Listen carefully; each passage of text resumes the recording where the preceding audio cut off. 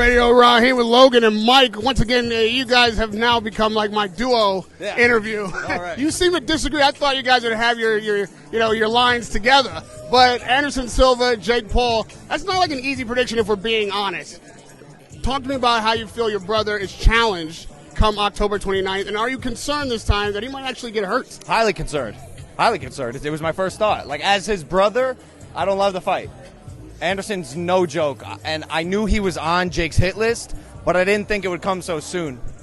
Like, this guy has decades of combat sports experience. Jake has like 4 years. So I thought he'd get a little more time to season himself before he faced one of the greatest combat sports athletes of all time. So as his brother, I'm a little nervous. As someone who's seen what Jake Paul can do time and time again and has doubted him in the past myself and been wrong, I know what he's capable of. I know how this is going to turn out, but it's not going to be an easy fight. Mike, you had a hard time picking between KSI and Jake.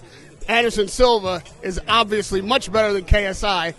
What's your pick here? When you first heard the fight announced, what was your thought? Man, listen, I've heard a lot of anti-Jake Paul slander.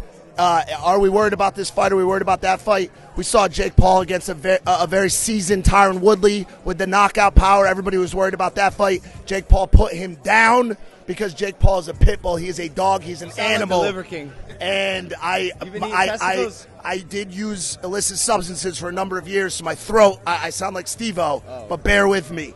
I think Jake Paul has the knockout power. I think he's got that big, strong club of a right hand. I don't see him taking care of Silva in the early rounds. Silva's a seasoned pro. Round 5, round 6 knockout. I could see it happening.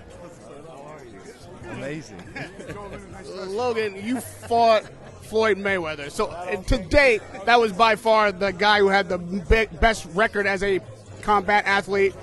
And knowing what it's like to be in there as a superstar, somebody who's been in there tons of times before and has the experience, what's the advice you give Jake fighting a seasoned veteran and a world champion like Silva?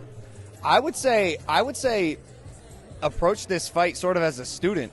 I think Jake's determined enough to get the W, but I think there's probably so much he can learn from sharing the ring with him. Like, this is going to aid in his quest to become a world champion boxer, because he's going to learn tricks from Anderson Silva from being in the ring with him that you can only learn from being in the ring with Anderson Silva. I shared the ring with Floyd for, 24 minutes? That's just simple math. About 30 minutes. And I learned so much that, like, when you can weather someone of his stature, it changes your mind. It changes your confidence and how you believe in yourself. So when he beats Anderson Silva, this is going to do something to Jake Paul and ignite his fire way more than it already is. He's going to be dangerous. This whole YouTube boxing thing started with you in the main event. And Jake couldn't even get on the fight when it was the rematch for KSI. Now he's headlining cards, and you're in the WWE. First of all, is there a little bug in you that wants to be back on the main event in a boxing match? Kind of, but not really. Like, it's clear to me, like, where the trajectory of our lives is going, and, like, Jake's the boxer. He's the boxer of the family. I'm more of an entertainer, and I love putting on good shows, and I love boxing as well, but, like, truthfully, I don't have, like, a passion to become the world champion boxer. Like, I just want to beat people up and put on good shows. What's the trajectory of your life going? I mean, it's gonna be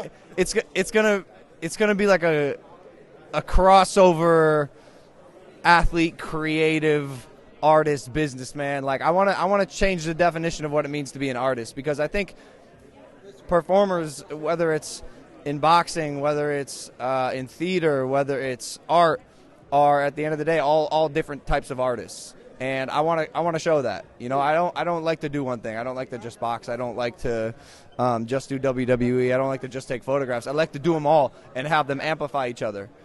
Mike, something jumped up inside you when I asked about Logan's trajectory. What was that? I mean, it's insane to watch at this point. I mean, I don't think he needs to be given a bigger head by anybody. He deserves it. You know, I mean, he does everything, and everything that he does to the highest level, whether it's WWE, whether it's boxing, whether it's the world's #1 podcast, which I have the opportunity and blessing to be on with him. And, it just, for all of us, for everybody on this team, it's just awesome just to sit and watch the kid, dude. He's unstoppable. Well, before I let you guys go, that WWE is not nothing. You know, we saw Tyson Fury in Cardiff get involved in the action. That's your arena now. And Obviously, Jake and Tommy couldn't get it on. They've talked a lot of shit about the Paul family. Can we see Tyson Fury versus versus Logan Paul in the WWE arena? Look. I pitched it. We'll see.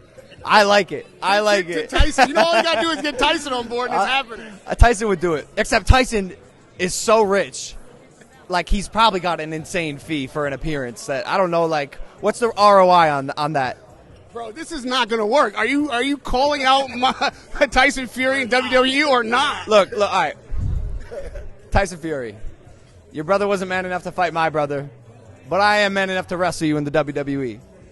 Brody, I know you're 7'4". I know you're 500 pounds, but size don't matter in that ring. In that squared circle, come meet me in the WWE and I'll take you out, cuz. Here we go. I want to be in the center of that ring. Thanks for that, guys, always. Radio Raheem with Logan. Radio Raheem with Mike. Radio Raheem, Logan, and Mike.